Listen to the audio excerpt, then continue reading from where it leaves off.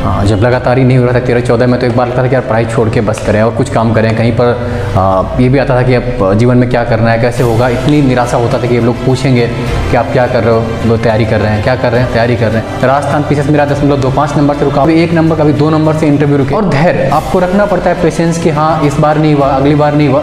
You have to must selected with in any 1 and 3 and 4 आप कभी भी हो सकते हैं। लेकिन अगर 1-2 बार के बाद आप चांसेस को मिस करते हैं, आप बैठ जाते हैं हार के, तो आपको लगता है कि अब हम नहीं कर पाएंगे।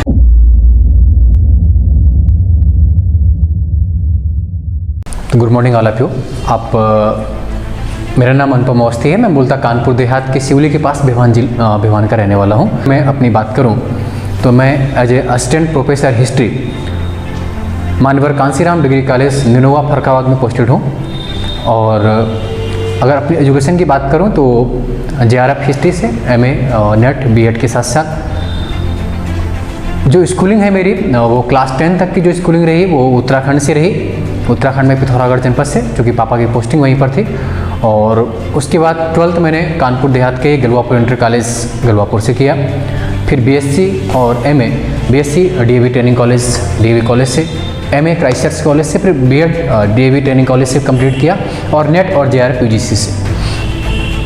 उसके बाद जब सफलताएँ आपको शॉर्टली नहीं मिलती तो आपको लंबा समय जरूर लगता है, लेकिन आप कंटिन्यू जुड़े रहिए। और उसका ये परिणाम रहा कि मैंने इसके पहले राजस्थान में भी मेरा सिलेक्शन हुआ फर्स्ट ग्रेड में, वो मैंने कुछ दिन ज्वाइन किया, फिर वहाँ से भी रिजाइन किया। और अभी 2 साल पहले मैं पोस्टेड था, हालांकि जो जगह थी बड़ी डरावनी लोग कहते हैं, लेकिन बड़ा अच्छा रहा वहाँ का। राजौरी, जम्मू कश्मीर में पुंछ राजौरी पड़ता है, आप सभी जानते हैं, बॉर्डर पे ही है। तो मैं वहाँ पर जवाहर नवोदय विद्यालय कोटन का बकोरी राजौरी में एज ए प्रवक्ता हिस्ट्री पोस्टेड था वहाँ पर PGT में।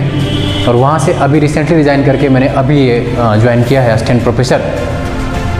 तो इन सब के दौरान जो बेसिक चीज़ें स्टूडेंट्स को चाहिए होती हैं वो कि आप किस मनोयोग से और किस वे ऑफ डायरेक्शन में प्रिपरेशन करते हैं। मैंने हमेशा से 3 वर्ड आप लोगों से कहे हैं, साहस, लगन और धैर्य, courage, continuity and enthusiasm. This 3 words are very important in your life. आपके जीवन में कभी भी इन वर्ड का काम आएगा। आप डरिए नहीं किसी काम से और कंटिन्यू बने रहेंगे। लगन का मतलब यही है। और धैर्य आपको रखना पड़ता है, पेशेंस कि हाँ इस बार नहीं हुआ, अगली बार नहीं हुआ। You have to must selected with in any 1 and 3 and 4 आप कभी भी हो सकते हैं। लेकिन अगर 1-2 बार के बाद आप चांसेस को मिस करते हैं, आप बैठ जाते हैं हार के, तो आपको लगता है कि अब हम नहीं कर पाएंगे। ऐसा नहीं करना है। इवन मैं अपना एग्जाम्पल देता हूँ, जब यही डिग्री कॉलेज मेरा इंटरव्यू था 46 वाले में, तो 0.75 से रुका। मैं बड़ा निराश था। राजस्थान पीछे से मेरा 10.25 नंबर से रुका। बहुत से स्टूडेंट जो यहाँ कानपुर के हैं, क्योंकि मैंने टीचिंग की बहुत से कोचिंग्स में, कानपुर बहुत से बच्चे मुझे जानते भी हैं, तो उन सबको मालूम कभी 1 नंबर कभी 2 नंबर से इंटरव्यू रुके, लेकिन अल्टीमेटली जाकर के सफलता मिली। तो इसका मतलब यही है कि आप लगे रहिए। एक बुक्स को ही बारी बार पढ़ना है। अत्यधिक किताबों का हमें अपने ऊपर जखीरा इकट्ठा नहीं करना है। हमें रैक नहीं सजानी है कि देखने में अच्छी लगे। बहुत सी बुक्स रखी हुई है। एक बुक्स, कोई भी बेसिक बुक्स आप फॉलो करिए। और चाहे PCS की बात करें, चाहे असिस्टेंट प्रोफेसर की बात करें, उन सब के लिए एक तो बेसिक फंडामेंटल यही है कि आप अपने पास NCERT रखिए। सबसे बेहतर माध्यम वही है। NCERT को आप फॉलो करते रहिए और कोई बेसिक बुक रखिए। एक बुक को 10 बार पढ़ना बेहतर है, और 10 बुक को 10 बार पढ़ना कहीं से भी लाभदायक नहीं, क्योंकि आप चीज़ें मिस कर सकते हैं। और जो दूसरी बात यह है कि अपने आप से निराश नहीं होना है। अपने आप को आप स्वयं का मोटिवेशन देना है, आत्मविश्वास बढ़ाना है। मैं आप सबसे ये कहूँगा कि जो भी स्टूडेंट्स हैं, जो भी हमारे देहात क्षेत्र से आते हैं, जो कि मैं कानपुर देहात का रहने वाला हूँ, लेकिन जो देहात के बच्चे आते हैं, उन सब के पास समस्या होती है कि वो कैसे प्रिपरेशन स्टार्ट करें। तो आप इजीली कहीं से बैठ करके, गाँव से भी बैठ करके आप NCERT को बेसिक फॉलो कर लीजिए, पढ़ डालिए उनको, और 1, 2, 3 बार पढ़िए। हो सकता है सफलता पहली बार भी नहीं मिले, लेकिन आप हार नहीं मानिए, लगे रहिए, निश्चित रूप से सफल होंगे, इसमें कोई डाउट नहीं। और जो नेट के लिए होता है, JRF के लिए होता है, आप ये भी याद रखिए कि आप PG करने के बाद नेट का फॉर्म भरिए। जो मैं कहता हूँ ना कि जो बहुत गरीब बच्चे, उनके लिए बहुत बेहतरीन माध्यम है कि आप अपने विषय से JRF निकालिए, और 40,000 की स्कॉलरशिप आपको मिलती है। 5 साल तक आपको स्कॉलरशिप मिलेगी, आप आराम से अपनी पढ़ाई कर सकते हैं। तो ये भी एक मोटिव है इसमें एजुकेशन के साथ साथ, कि आप अपनी प्रिपरेशन को उतने ही बेहतर ढंग से कर सकते हैं। रही बात असिस्टेंट प्रोफेसर की अगर बात करूँ मैं, कुछ बच्चे इसमें पूछेंगे कि कैसे हम, तो इसका एक पेपर होगा प्री का, और उस प्री में आपके पास 120 आपके सब्जेक्ट से होंगे, 30 क्वेश्चन आपके GK से होंगे। सपोज आपका हिस्ट्री है या सपोज मैथ्स है, तो 120 क्वेश्चन वहाँ से करिए, 30 वहाँ से करिए। उसके बाद इंटरव्यू कॉल होगी और आप आराम से सम्मानित गेस्टेड पोस्ट पे आराम से पहुंच सकते हैं। रही बात पीसीएस की, तो उसमें भी अगर हम देखते हैं तो प्री बहुत सिंपल है, 150 क्वेश्चंस और 100 क्वेश्चन, 150 क्वेश्चन जीएस में, 100 क्वेश्चन आपका सीसेट में एप्टीट्यूड टेस्ट होते हैं। एप्टीट्यूड टेस्ट क्या है, वो सिर्फ क्वालिफाइंग नेचर का होता है और प्री में आप आराम से 95 प्लस करिए, 100 प्लस करिए, आपका सिलेक्शन श्योर है। तो जब असफलता आपको लगातार मिलती है तो उस वक्त भी आपका धैर्य छूटता है, और ऐसा मेरे साथ भी हुआ।